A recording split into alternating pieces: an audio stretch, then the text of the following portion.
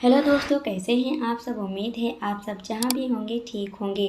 अगर आप ये स्टोरी पहली बार सुन रहे हैं तो इसे पूरा समझने के लिए आपको इसका पिछला पार्ट जरूर देखना चाहिए। मधु कम डाउन। मधु अपने भाई की बात टाल नहीं सकती थी, इसलिए वो शांत हो गई, पर उसके आंखों से लगातार आंसू गिर रहे थे। मधु के आंसू करण के हाथ पर गिर रहे थे, जिसे महसूस कर करण का दिल मानो छन्नी छन्नी हो रहा था। और करण मधु को अपनी तरफ करता है और मधु के गालों को अपने हाथों में भरता हुआ कहने लगा, क्या हुआ मधु तुम्हें? तुम मॉम से इतना लड़ाई क्यों कर रही हो? मधु अपने भाई की तरफ देखती है और अपनी उंगली दिव्या की तरफ करके कहने लगी, देखो ना भाई, मॉम मुझसे कह रही हैं, मॉम मुझसे मोहित से तलाक लेने के लिए बोल रही हैं। फिर मधु लड़खड़ाई स्वर में बोली, मैं मोहित से तलाक नहीं ले सकती, प्लीज़ भाई आप मॉम को समझाइए ना।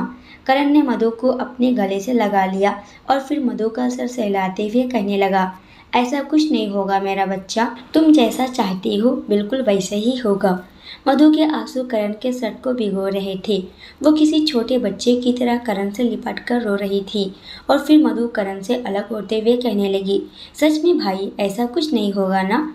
करण ने मधु को यकीन दिलाने के लिए अपना सिर हाँ में हिलाया और मैं ऐसा कुछ नहीं होने दूंगा, जैसा तुम चाहती हो बिल्कुल वैसा ही होगा। मधु खुश हो गई क्योंकि वो जानती थी कि उसका भाई जैसा कहता है बिल्कुल वैसे ही करता है। करण ने फिर मधु के गाल को थपथपाया और कहने लगा, तुम अपने कमरे में जाओ, मैं अभी आता हूँ। मधु चुपचाप वैसे ही करती है। फिर वो मधु से पूछता है कि क्या मधु तुमने नाश्ता किया? इस पर मधु ना में अपना सिर हिलाती है और कहती है, भाई मुझे बस चाय चाहिए। मधु ने अपनी भारी हो चली आवाज़ से कहा और फिर मधु अपने कमरे की तरफ बढ़ गई। करण पहले तो एक सर्वेंट से मधु के कमरे में चाय और ब्रेकफास्ट ले जाने के लिए कहता है, फिर वो अपनी माँ की तरफ बढ़ गया। दिव्या की नज़रें भले ही करण की तरफ नहीं थी, पर वो महसूस कर सकती थी कि करण इसी ओर आ रहा है। दिव्या सीधा जाकर सोफे पर बैठ गई और फिर रौबदार अंदाज में पैर पर पैर चढ़ाती हैं और करण की तरफ देखने लगी। करण अपनी माँ को देखकर कहने लगा, ये क्या है मॉम? मधु क्या बोल रही है? क्या ये सच है? आपने मधु से कहा डिवोर्स लेने के लिए? दिव्या करण की तरफ गहरी नज़रों से देखती है, फिर कहने लगी, तुम्हें इससे कोई मतलब नहीं होना चाहिए। करण को अपनी माँ की बात बुरी तो लगी, पर इस वक्त बुरा नहीं लगाना था, इसलिए वो धीमी आवाज़ में कहने लगा, मॉम ये गलत है। जब मधु नहीं चाहती डिवोर्स लेना तो फिर क्यों आप उसको डिवोर्स लेने के लिए बोल रही हैं? क्योंकि मैं यही चाहती हूँ, दिव्या ने कड़क लहजे में कहा। करण यह सुनकर अपनी माँ के सामने बैठते हुए कहने लगा, मॉम प्लीज़ आप ये नहीं कह सकती मधु से कि वो डिवोर्स ले। दिव्या को गुस्सा आया और वो उठते हुए चिल्लाकर कहने लगी, वो मेरी बेटी है और मैं जो चाहूँगी उसे वो करा सकती हूँ, इसमें तुम बीच में नहीं बोल सकते। करण भी उठ गया और अपनी माँ से शांत भाव से कहने लगा, मॉम मैं आपके खिलाफ नहीं जाना चाहता, बट अगर मधु की खुशी के लिए मुझे ये भी करना पड़े तो मैं ये भी करूँगा। तो प्लीज़ आप ये जिद छोड़ दीजिए कि मधु डिवोर्स लेगी। दिव्या की आंखें अब बड़ी हो गई थी क्योंकि करण उसे मधु के बीच में न आने के लिए कह रहा था। ये तो दिव्या के लिए काफ़ी बुरा था। दिव्या ने अपनी नज़रें दूसरी तरफ कर ली और कहने लगी, तुम भी अब मेरे खिलाफ जा रहे हो? नहीं मॉम, आप गलत समझ रही हैं। मैंने कहा कि अगर मुझे मधु के लिए जिस किसी के खिलाफ जाना पड़े तो मैं जाऊंगा, फिर वो चाहे कोई भी क्यों ना हो। दिव्या और करण की काफ़ी बहस हुई। दिव्या को लग रहा था कि जो मोहित के बारे में उन्हें पता है और वो करण को नहीं, इसलिए वो अपनी बहन का साथ दे रहा है।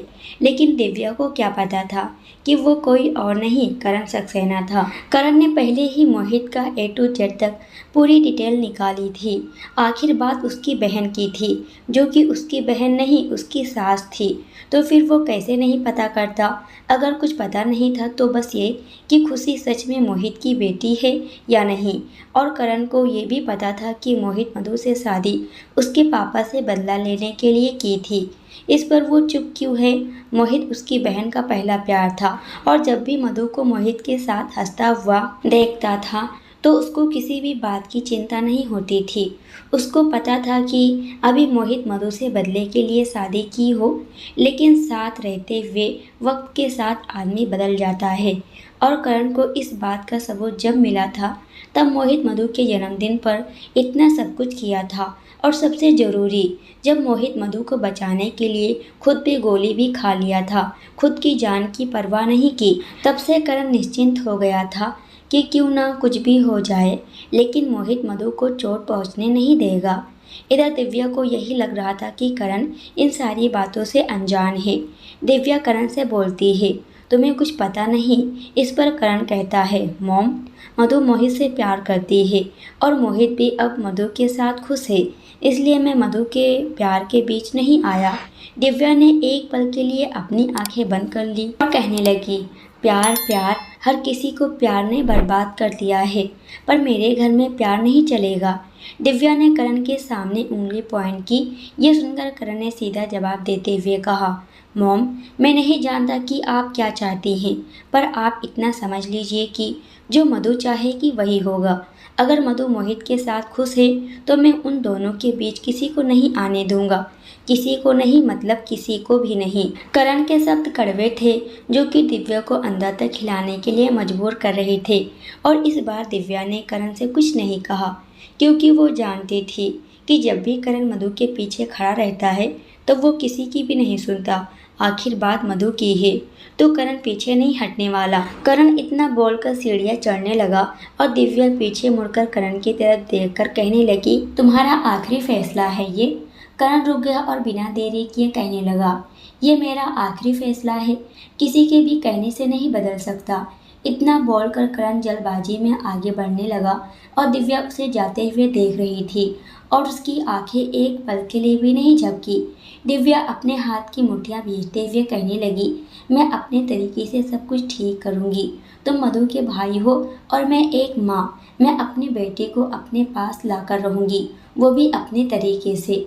इधर करण मधु के कमरे में आया था।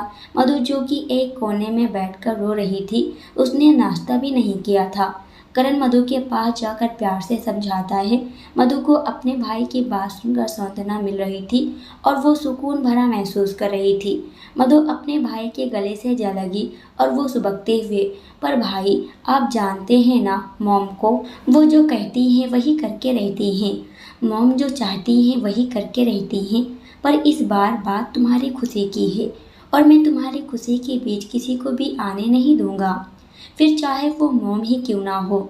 जिंदगी तुम्हारी है और उस पर सिर्फ तुम्हारा हक होगा। जैसा तुम चाहती हो वैसा ही होगा मधु।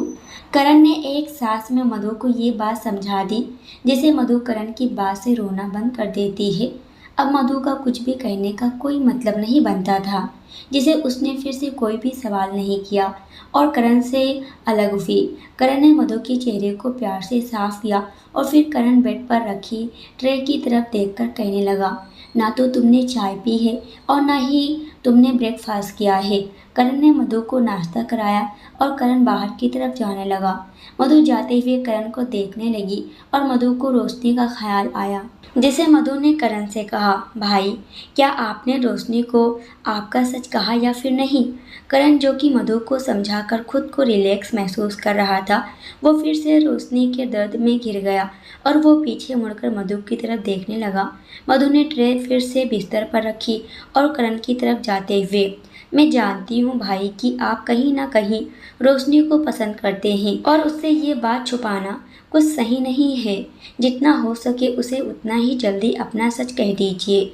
मधु ने गहरी सांस ली और फिर कहना शुरू करती है, फिर ऐसा ना हो कि जिस दिन आपको आपकी गलती का एहसास हो तब तक बहुत देर हो चुकी हो।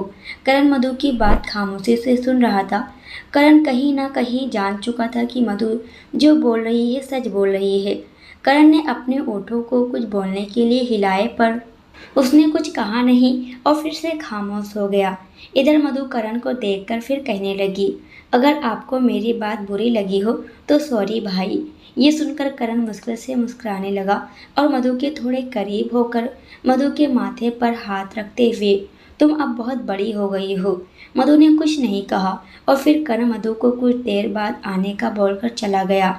इधर करण को जाते हुए देखकर मधु बड़बड़ाने लगी, भाई प्लीज़ आप सारी बात रोशनी से क्लियर कर लीजिए, वरना वो जितना अंधेरे में रहेगी उतना ही तकलीफ रोशनी को होगी। इधर मोहित अपने ऑफिस आ चुका था। काफ़ी टाइम के बाद ऑफिस आने की वजह से टेबल पर काफ़ी सारी फाइल का पिटारा था, जिसे देखकर ही मोहित का गुस्सा विनीत के लिए बढ़ गया था। विनीत अपने हाथ बांधकर मोहित के सामने खड़ा था और मोहित विनीत से गुस्से में कहने लगा, तुम ऑफिस में होने के बावजूद भी इतना सारा काम पेंडिंग में है, क्या तुम ऑफिस नहीं आते थे? विनीत ने शांत भाव से कहा, नहीं ऐसी बात नहीं है, मैं ऑफिस डेली आता था, लेकिन क्या विनीत, अगर तुम डेली ऑफिस आया करते थे तो फिर इतना सब काम पेंडिंग में कैसे? मोहित ने विनीत को पूरी बात भी नहीं रखने दी थी और ये बात रख दी, जिसे सुनकर विनीत गुस्से के भाव से कहने लगा, तुम्हारी बहन मेरे पीछे पीछे मेरी जासूसी करने के लिए हमेशा ऑफिस आती थी, यही नहीं तुम्हारी बहन ने त्रिशा और मेरे बीच कुछ रिश्ता होने के गलत इल्ज़ाम भी लगाए, यही नहीं तुम्हारी बहन ने त्रिशा को बेवजह थप्पड़ भी मार दिया। मोहित विनीत की तरफ एकटक देखता रहा। ये बोलते वक्त विनीत के चेहरे पर गुस्से वाले भाव थे, जो कि अच्छे से देखे जा सकते थे। मैं जब भी उसे ऑफिस आने से मना करता था, वो मुझ पर गलत इल्ज़ाम लगाकर हमेशा मेरे पीछे आ जाया करती है, ये सोचकर कि मेरा किसी लड़की से अफेयर है। मोहित विनीत की शिकायत सुनकर अपना गला खरखराने लगा और फिर कहता है, तुमने ये बात पहले मुझसे क्यों नहीं की? विनीत ये सुनकर चेयर पर बैठता हुआ कहने लगा, तुम्हें अंदाजा भी है कि तुम्हारी बहन मुझ पर कितना टॉर्चर करती है? तुम्हें मुझे ये कहने की ज़रूरत नहीं है, तुम्हें अपनी प्रॉब्लम खुद हैंडल करनी होगी। ऑफिस में सिर्फ काम की बातें होंगी, ना कि घर की। ओह वाह, तो मुझे ये काम सौंप कर गए थे और इधर तुम्हारी बहन ने मेरे नाक में दम करके रखा है।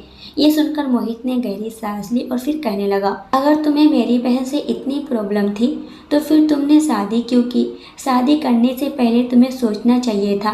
वैसे भी तुम कोमल को पहले से जानते थे, फिर क्यों कर ली तुमने उससे शादी? तुम्हारी बीवी के कहने पर मैंने शादी की थी, विनीत ने सपाट लहजे में मुंह बनाकर कहा, जिसे सुनकर मोहित चेयर से खड़ा हुआ और विनीत को घूरते हुए कहने लगा, मेरी बीवी तुम्हें खाई में गिरने के लिए कहेगी तो क्या तुम उसकी बात मानकर खाई में गिर जाओगे? विनीत ये सुनकर शांत हो गया और चेयर से उठते हुए कहने लगा, मैं जानता हूँ कोमल पहले से ही काफ़ी रूड है, पर उसका किसी दूसरे पर गलत इल्ज़ाम लगाना सही तो नहीं है और ना ही बिना कुछ सोचे समझे थप्पड़ मारना सही है। मोहित विनीत को कुछ कह नहीं सका, क्योंकि सामने उसकी बहन थी, जो कि बिल्कुल उसकी तरह ही जिद्दी थी। कोमल एक ऐसी लड़की थी जिसे वो अपनी एक छोटी चीज़ें भी किसी को भी देना पसंद नहीं करती थी। तो फिर ये तो उसका प्यार था, तो कैसे वो बर्दाश्त कर सकती? ये बात भी विनीत अच्छे से समझ सकता था, पर उसे बात बात पर कोमल का शक करना पसंद नहीं आ रहा था। मोहित ने अपने हाथ में पहनी घड़ी की तरफ देखा। ये वही घड़ी थी जो कि मधु ने उसे गिफ्ट की हुई थी। मोहित इस घड़ी को हमेशा पहनता था, अपने पास ही रखता था, वरना मोहित पहले घड़ी नहीं पहनता था, लेकिन ये मधु की दी हुई थी, इसलिए वो अब इसे पहनना भूलता नहीं था। घड़ी को देखकर मोहित के चेहरे पर स्माइल आ गई, जिसे विनीत समझने लगा कि मोहित उसकी हालत देखकर मुस्कुरा रहा है। तुम्हें मेरी हालत देखकर हंसी आ रही है? मोहित विनीत की आवाज़ सुनकर बिना भाव के हो गया और विनीत की तरफ देखने लगा। मोहित ने अपने हाथ पीछे बांध लिए और कहा, क्या कहना चाहते हो तुम? मैं समझा नहीं। यही कि तुम्हें मेरी हालत देखकर हंसी आ रही है ना? हंस लो, जितना हंसना है, फिर तुम्हारा भी यही टाइम आएगा। मोहित विनीत से क्या कहता कि मैं मधु के दिए हुए गिफ्ट को देखकर मुस्कुराया, ये तो वो कह नहीं सकता था, इसलिए उसने विनीत की बात को इग्नोर किया और कहने लगा, ये सब जाने दो। मोहित विनीत से एक क्लाइंट के साथ मीटिंग के बारे में बताया तो विनीत वहाँ से चला गया। मोहित विनीत के जाने के बाद गहरी सांस लेता है और फिर लैपटॉप की तरफ देखकर प्रोफाइल फ़ोटो देखने लगा। मोहित ने मधु के साथ कोमल की संगीत पार्टी में कपल डांस किया था। मोहित ने मधु की कमर पर हाथ रखा था, तो वहीं मधु ने मोहित के चेस्ट पर। ये वही फ़ोटो थी जिसे देखकर मोहित के चेहरे पर फिर से स्माइल आ गई और मोहित को मधु का ख्याल आया, जिसे बिना देरी किए मोहित ने अपना फ़ोन लिया और मधु को कॉल किया। इधर मधु अभी अभी शावर लेकर फ्रेश हुई थी। मधु का चेहरा लाल हो गया था और आंखें सूजी हुई, इसलिए मधु को सर दर्द भी हो रहा था। पर उसने अपने सर दर्द पर ज़्यादा ध्यान नहीं दिया और मोहित के ख्याल में गुम थी कि तभी मधु को मोहित का कॉल आने लगा। मधु ने अपना फ़ोन ड्रेसिंग टेबल पर रखा था, इसलिए मधु अच्छे से देख पा रही थी कि कॉल मोहित का है। मधु के चेहरे पर मुस्कुराहट आ गई और उसने बिना देरी किए कॉल पिक किया। मधु, मोहित ने सरल आवाज़ में कहा। जिसे सुनकर मधु ने अपनी आंखें बंद कर ली। ये वही तो आवाज़ है जिसे हमेशा मधु फ़ोन पर नहीं बल्कि अपने पास, अपने सामने लाइव सुनना चाहती थी।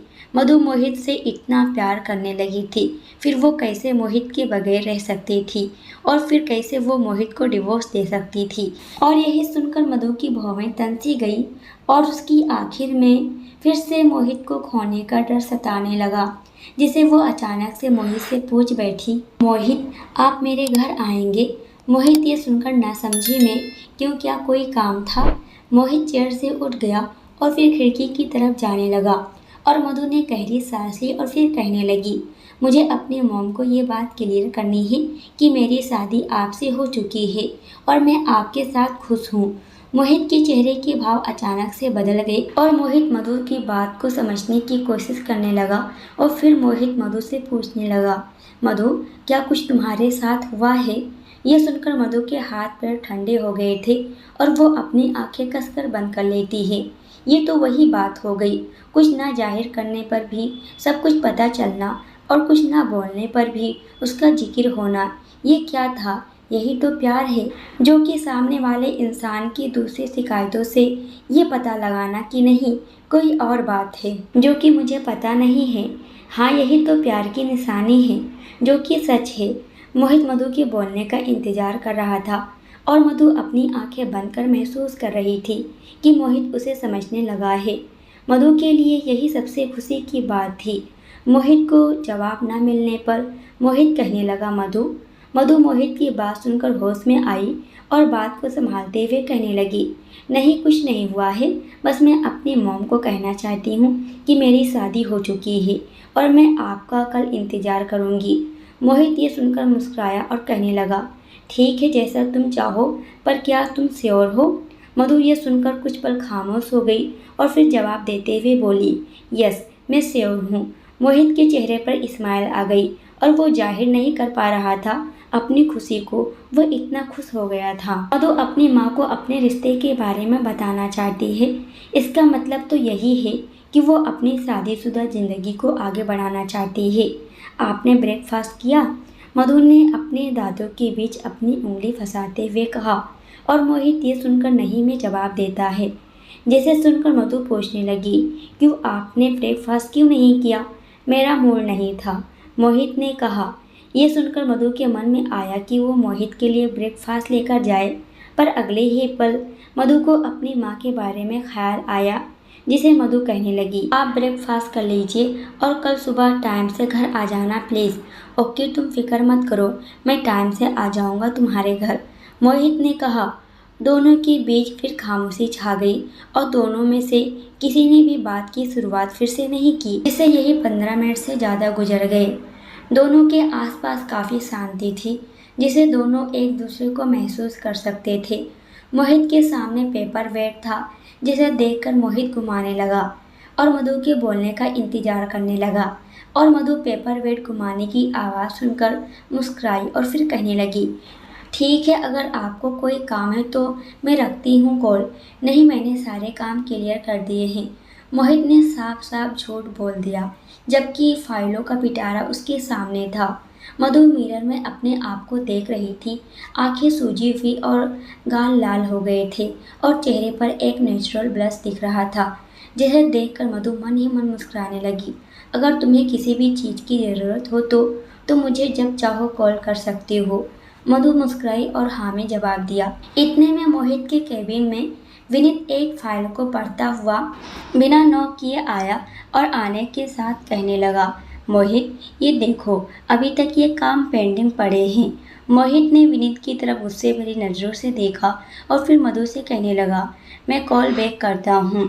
इतना बोलकर मोहित ने कॉल बिना मधु की बात सुने डिस्कनेक्ट कर दिया और विनीत की तरफ गुस्से भरी नज़रों से देखकर कहने लगा, तुम यहाँ थे तब तक तुमने एक भी काम पूरा नहीं किया। मैं जितना देख पा रहा हूँ पूरा काम पेंडिंग पड़ा है और इतनी सारी फाइल्स, वो भी तुमने चेक नहीं की। विनीत ने गहरी सांस ली और फाइल डेस्क पर रखता हुआ बोला, ओहो मोहित, मैंने पहले ही तुम्हें अपनी प्रॉब्लम कही ना, फिर तुम क्यों ये बात फिर से दोहरा रहे हो। मोहित ने अपना सर दबाया और फिर फ़ोन वहीं रखकर फाइल को लेकर ओपन करके चेक करने लगा। विनीत हाथ बांधकर मोहित के सामने खड़ा रहा और मोहित को घूरते हुए कहने लगा, मैंने इसे चेक किया है और मैं चाहता हूँ कि हम इस पार्टी के साथ मीटिंग ना करें। मोहित ने फाइल को साइड किया और विनीत को बात समझाता हुआ, नहीं, मैंने कुछ सोचकर ही इसे डील करने का फैसला किया है। विनीत गहरी सांस लेकर कहने लगा, ठीक है, जैसा तुम चाहो। इतना बोलकर विनीत वहीं बैठ गया और फिर कहने लगा, ठीक है, मैं शाम की मीटिंग की तैयारी करता हूँ, मिलते हैं कल, बट इससे पहले तुम इस कॉन्ट्रैक्ट पर साइन कर लो ताकि मुझे आसानी हो कॉन्ट्रैक्ट साइन करने में। शाम का वक्त रोशनी फ्लैट में अकेली थी, जिसे रोशनी बोर हो रही थी और रोशनी ने आज पूरा दिन अपना सोने में निकाला है। रोशनी को याद आने लगा करण का उसे पैशनेटली किस करना, जिसे रोशनी के चेहरे पर स्माइल आ गई। इतने में वहाँ सर्वेंट आई और पूछने लगी, मैम, मैं आपके लिए खाना गर्म कर दूँ। रोशनी सीधे सोते हुए कहने लगी, क्या बना है खाने में। पनीर भुर्जी और एग। ये सुनकर रोशनी अपना मुंह बनाते हुए इनकार करती है, नहीं, मुझे ये नहीं पसंद है और मैं वो खाने वाली नहीं हूँ। बट मैम, करण सर ने स्पेशली हमें कॉल किया था ये सब्जी बनाने के लिए, क्या आप फिर भी इसे लंच में नहीं लेना चाहेंगी। रोशनी करण का नाम सुनकर उठकर बैठ गई और खुश होते हुए पूछा, क्या आपके पास करण का नंबर है। सर्वेंट मुस्कुराई और जवाब देते हुए, करण सर का नंबर यहाँ जितने भी काम कर रहे हैं सभी के पास है, करण सर का नंबर आपको मिल जाएगा। रोशनी मुस्कुराई और कहने लगी, अच्छा तो फिर एक काम कीजिए ना, करण को कॉल कीजिए और करण से पूछिए कि वो इस वक्त कहाँ है। सर्वेंट की हंसी मानो गायब हो गई थी और वो मना करते हुए बोली, मैम, आप ये क्या बोल रही हैं, करण सर को हम बेवजह कॉल नहीं कर सकते। उन्होंने हमें अपना नंबर ज़रूर दिया है, लेकिन हम उन्हें सिर्फ खास काम के लिए ही कॉल कर सकते हैं। ओहो, आप तो अपने बॉस से इतना डर रही हैं जैसे कि वो आपके बॉस ना होकर कोई विलन हो। आप सिर्फ करण को कॉल कीजिए और पूछिए कि वो इस वक्त कहाँ है। सर्वेंट वासी हो गई और रोशनी से कहने लगी, मैम प्लीज़ आप ये सब मुझसे मत कराएं, किसी और सर्वेंट से कहिए करण सर को कॉल करने के लिए। रोशनी सर्वेंट को इतनी डरी हुई देखकर पूछने लगी, ओहो, आप जानती नहीं हो करण को, वो इतने भी बेरहम नहीं हैं। हाँ, उनकी शक्ल देखकर ये लग सकता है कि करण गुस्सैल और बहुत डरावने हैं, लेकिन वो अंदर से बिल्कुल ऐसे नहीं हैं। सर्वेंट ना तो हंस पा रही थी और ना ही अपनी जगह से हिल पा रही थी, क्योंकि रोशनी के ठीक पीछे करण आकर अपने हाथ बांधकर खड़ा था, जिसे अभी तक रोशनी अनजान थी और सर्वेंट को करण से डर लगने लगा था। इसलिए सर्वेंट अपनी भौहें उठाते हुए रोशनी से पीछे देखने के लिए कहती है, पर रोशनी इस बात से बेखबर थी, इसलिए उसे अंदाज़ा नहीं था कि सर्वेंट उसे क्या कहना चाहती है। रोशनी सर्वेंट का इशारा समझते हुए कहने लगी, आप क्या बोलना चाहती हैं, मैं समझी नहीं। सर्वेंट का मन कर रहा था कि अभी रोशनी को पलटाए और सामने खड़े करण को दिखाए, पर रोशनी थी कि कुछ समझने की कोशिश नहीं कर रही थी। सर्वेंट ने बात पलटते हुए कहा, मैम, मैं आपके लिए खाना गर्म करती हूँ और साथ ही साथ कुछ और भी बना देती हूँ ताकि आप अच्छे से खाना खा सके। अरे नहीं, रुक जाओ, तुम पहले मेरी बात का जवाब दो। क्या करण। रोशनी इतना बोली थी कि सर्वेंट ने रोशनी को बचाने के लिए करण का नाम जोर से पुकारा, करण सर, आपके लिए भी मैं खाना गर्म कर दूँ। करण, जो कि रोशनी की और बात सुनना चाहता था, सर्वेंट के पुकारने पर सर्वेंट को घूरने लगा, जिसे सर्वेंट ने अपना सिर नीचे झुका लिया और इधर रोशनी करण को पीछे खड़े हुए चौंक कर ही अपनी किस्मत पर रो रही थी और रोशनी को डर भी लग रहा था कि कहीं करण ने सारी बात सुन तो नहीं ली। रोशनी मन ही मन बोली, हे भगवान, कहीं करण ने मेरी सारी बातें सुन तो नहीं ली ना? हाँ, मेरे लिए भी खाना गर्म कर दीजिए, करण ने कहा। और सर्वेंट जो कि करण के जवाब का इंतजार कर रही थी, माना उसे उसकी जान में जान मिल गई हो, सर्वेंट जी सर कहकर वहाँ से तेजी से चली गई कि रोशनी अपनी आंखें झपकाती रह गई। तुम अभी तक नाइट सूट में हो, करण ने कहा। रोशनी करण की तरफ मुड़कर करण के सामने झूठी मुस्कुराहट बरकरार रखते हुए बोली, हाँ हाँ, मैं बस जा ही रही थी, पर मैंने खाना नहीं खाया है ना, इसलिए मेरे शरीर में जान ही नहीं है, इसलिए मैं खाना खाकर जाऊंगी चेंज करने के लिए। करण सोफे पर बैठा, तब तक एक सर्वेंट उसके लिए पानी लेकर आई। करण ने पानी पिया और फिर कहने लगा, क्या तुम सुबह से सोई हुई हो? अभी तक तुमने ब्रेकफास्ट तक नहीं किया? रोशनी खामोश थी। इसका मतलब यही था कि रोशनी सुबह से अलसाई की तरह सो रही थी। करण ये समझ गया था, जिसे करण रोशनी को समझाने लगा, मैं जानता हूँ कि मुझे तुम्हें कुछ भी कहने का अभी हक नहीं है, पर तुम्हें जल्दी उठने की आदत डालनी होगी। और हाँ, खाना टाइम से खाया करो, वरना तुम्हारी सेहत पर असर पड़ सकता है। करण, वैसे तो मैं सुबह के 8 बजे तक उठ जाती हूँ, पर मेरी तबीयत कुछ ठीक नहीं थी, इसलिए मैं सो रही थी। करण रोशनी को देखकर ही बता सकता था कि रोशनी झूठ बोल रही है, और वो रोशनी को घूरने लगा। रोशनी ने अपनी नज़रें नीचे झुका ली और बड़बड़ाने लगी, ये करण भी ना, इन्हें जल्दी उठने की आदत है, इसका मतलब ये नहीं कि हर किसी की आदत यही होगी।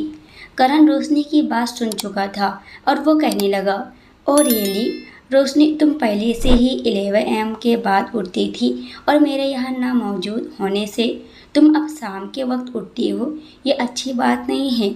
तुम दिन ब दिन आलसी बनते जा रही हो। रोशनी का मन कर रहा था कि वो अच्छे से करण का जवाब दे, बस बात यही थी कि उसकी जुबान सिर्फ करण के सामने नहीं चल रही थी। फिर भी उसने अपनी नजरें नीचे कर ली और रोनी सी शक्ल बनाकर कहने लगी, करण, मेरी तबीयत ठीक नहीं है, इसलिए मैं सो रही थी।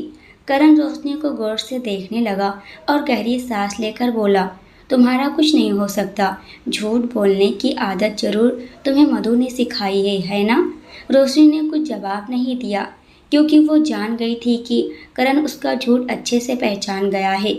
इसलिए रोशनी को शर्मिंदगी महसूस हो रही थी और वो बात पलटते हुए कहने लगी, करण, वैसे आपने भी खाना नहीं खाया? करण बोला, नहीं, मैंने लंच नहीं किया, इसलिए यहाँ आया हूँ। अच्छा, ये जनाब लंच करने के लिए आए हैं? मुझे लगा कि मेरे लिए आए हैं, रोशनी ने मन ही मन कहा और फिर अपना मुंह बनाने लगी। मैं फ्रेश होकर आता हूँ, तब तक तुम भी फ्रेश हो जाओ, काफ़ी थकी हुई लग रही हो, करण ने अपने कमरे की तरफ जाते हुए कहा। रोशनी करण को कमरे की तरफ जाते देखकर हड़बड़ा सी गई और वो अपने हाथ झटकती हुई बोली, हे भगवान, ये क्या हो रहा है? करण अपने कमरे में जा रहे हैं, उनके कमरे की हालत तो मैंने, इतना सब मन में बात करते हुए आगे जा रही थी और करण दरवाज़ा खोलने वाला था कि रोशनी चिल्लाते हुए, करण रुक जाएं। करण रोशनी की तरफ देखने लगा और रोशनी करण को समझाते हुए बोली, मेरा कहना था कि आप पहले से फ्रेश हैं, तो फिर दूसरी बार फ्रेश होने की कोई ज़रूरत नहीं है। करण रोशनी की बातें सुनकर समझ नहीं पा रहा था क्योंकि रोशनी ऐसी हरकतें कर रही है।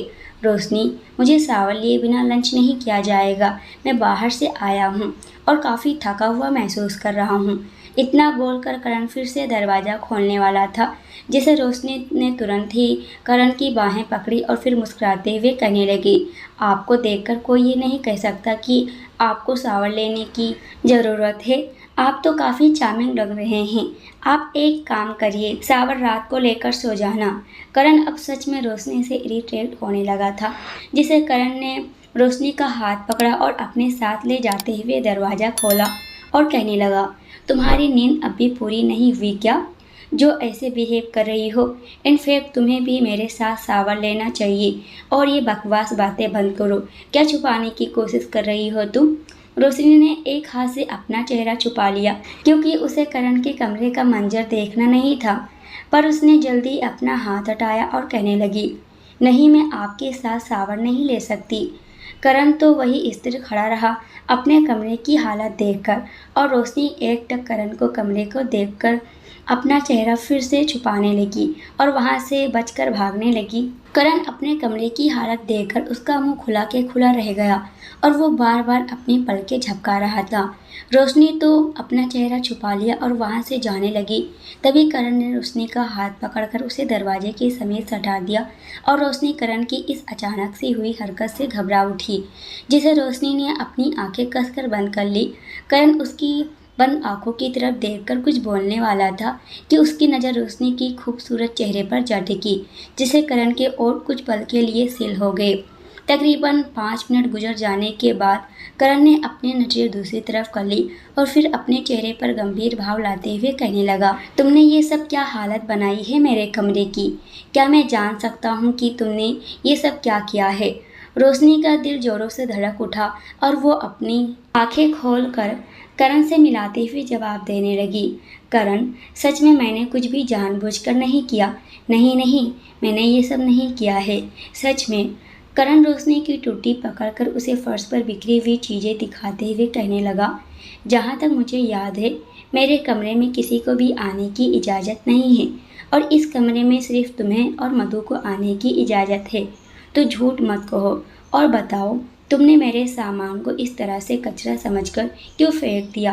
असल में रोशनी को लगा कि करण अभी फ्लैट पर नहीं आएगा, इसलिए रोशनी ने अपना सामान करण के कमरे में शिफ्ट कर दिया था और करण के सारे सामान को फर्श पर बिखेरा हुआ फेंक दिया था, जिसे देखकर करण ने यह अंदाज़ा लगा लिया था कि ये हो ना हो ये सब काम रोशनी के अलावा कोई नहीं कर सकता। रोशनी मन ही मन सोचने लगी कि करण से कैसे बचा जाए और वो करण की तरफ देखते हुए बातें बनाने लगी।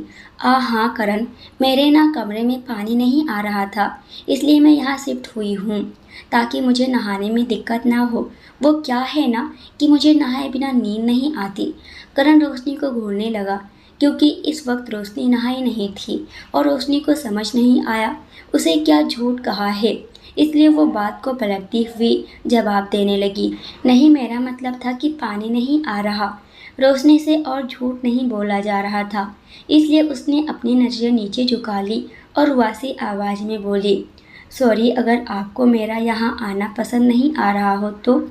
करण रोशनी की भोली भाली शक्ल देखकर पिघलने लगा, पर उसने अपने आप को स्ट्रॉन्ग किया और कहने लगा, ठीक है, तुम यहाँ शिफ्ट हुई हो, मुझे उससे कोई शिकायत नहीं है, लेकिन तुमने मेरे सामान को रास्ते पर इस तरह से फेंका है जैसे कि इसका कोई मालिक नहीं हो। रोशनी जल्दबाजी में कहने लगी, नहीं करण, आप गलत समझ रहे हैं, मैं ना आपके सामान को सलीके से सेट करने वाली थी, लेकिन मैं किचन में ब्रेकफास्ट करने के लिए चली गई थी और मैंने जब सुना कि ब्रेकफास्ट तैयार नहीं हुआ है तो मैं सोफे पर बैठे बैठे कब सो गई पता ही नहीं चला। रोशनी ने सारी बात झूठ कही थी और करण उसकी शक्ल देखकर अच्छे से जान गया था और करण के चेहरे पर मुस्कुराहट आ गई, जिसे देख पाना मुश्किल था। करण अपने हाथ की पकड़ अनजाने में थोड़ी मजबूत करता है और जिसे रोशनी करण से कुछ कहने वाली थी कि करण शांत स्वर में कहने लगा, ओ, तुम्हें ये सारी बातें पहले कहनी चाहिए थी और तुम क्यों सब ठीक कर रही थी, किसी और को ये सब करने के लिए कह देती, अभी तक तो मेरा कमरा क्लीन हो चुका होता। रोशनी इतना तो करण की बातों से जान गई थी कि करण को उसके कमरे से बहुत प्यार है, इसलिए रोशनी इरिटेट हो रही थी और वो ऊंची आवाज़ में कहने लगी, करण, आपका कमरा मैं क्लीन भी कर दूंगी और साफ़ सुथरा भी, आप इसकी टेंशन मत लीजिए, पर प्लीज़ आप मुझे सुनाना बंद कर दीजिए।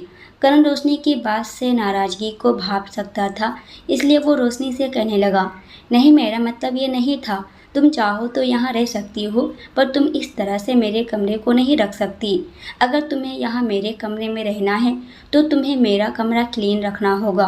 रोशनी को करण की बातें कड़वी करेले की तरह लग रही थी, जिसे सुनकर उसे गुस्सा आने लगा और रोशनी ने एक झटके से करण को अपने आप से दूर किया, जिसे करण दूर हो गया और रोशनी अलमारी की तरफ जाते हुए बोली, नहीं, मुझे आपकी तरह प्रोफेशनल नहीं रहा जाएगा, मैं अपने कमरे में ही ठीक हूँ, फिर चाहे वहाँ मुझे नहाए बिना ही क्यों न रहना पड़े, मैं रहूँगी। करण तो बस रोशनी की तरफ बिना पलके झपकाए देख रहा था। ये तो वही बात हो गई कि बावर्ची खाना खुद बनाए और उसे ही खाने का पेमेंट चुकाना पड़े। बस करण को यही लग रहा था और वो रोशनी के पीछे जाते हुए कहने लगा, अरे रोशनी, तुम गलत समझ रही हो। मेरा मतलब ये नहीं था। तुम चाहो तो जैसा रहना चाहती हो वैसा रह सकती हो। मैं तुम्हें कुछ भी नहीं कहूँगा। अब खुश। फिर भी रोशनी अपने कपड़े अलमारी से तेजी रफ्तार के साथ निकालने लगी और बिना पीछे मुड़े कपड़े पीछे की तरफ डालने लगी, जिसे सारे कपड़े करण के ऊपर गिर रहे थे और करण उसके कपड़ों को बेड पर फेंक रहा था। रोशनी गुस्से के भाव से करण की बात सुनकर कहने लगी, नहीं, मुझे आपके साथ नहीं रहना। मैं अपने कमरे में ठीक हूँ। आपको अपना क्लीन कमरा मुबारक हो। करण ने गहरी सांस ली और रोशनी का हाथ पकड़कर अपनी तरफ कर लेता है और उसकी आंखों में गहरी नजरों से देखकर कहने लगा, मैंने कह दिया ना तुम्हें कि तुम यहाँ रहोगी, मतलब यहीं रहोगी, कहीं नहीं जाओगी तुम यहाँ से।